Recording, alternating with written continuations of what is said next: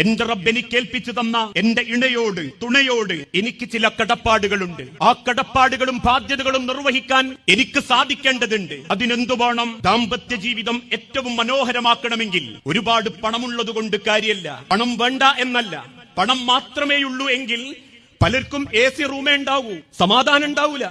തറവാട് മാത്രം മതിയെങ്കിൽ പേരുകെട്ട തറവാടേ ഉണ്ടാകൂ, സ്വൈര്യവും സമാധാനവും ഉണ്ടാവൂല.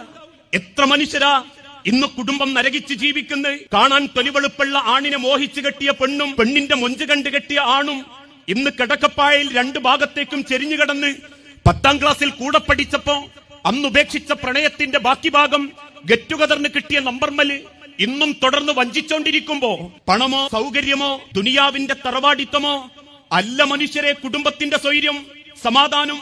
മറിച്ച് അല്ലാഹുവിന്റെ തിരുദൂതൻ പഠിപ്പിച്ചു, ബന്ധങ്ങൾ കരുത്തുറ്റതാകണമെങ്കിൽ നിങ്ങൾക്ക് ഓരോരുത്തർക്കും ഒരേ ലക്ഷ്യമുണ്ടാകണം. ആ ലക്ഷ്യം അല്ലാഹുവിന്റെ സ്വർഗമാകണം. മനസ്സിന്റെ ലക്ഷ്യം സ്വർഗമാണെങ്കിൽ ജീവിതത്തിൽ അനുഭവിക്കുന്ന ഒരു ദാരിദ്ര്യം, ഒരു പരീക്ഷണം, ഒരു സങ്കടം നമ്മളെ സങ്കടപ്പെടുത്തൂല. കാരണം അല്ലാഹുവിന്റെ പ്രവാചകന്റെ പ്രിയപ്പെട്ട ജീവിതം നമുക്കതിന് സാക്ഷിയാ.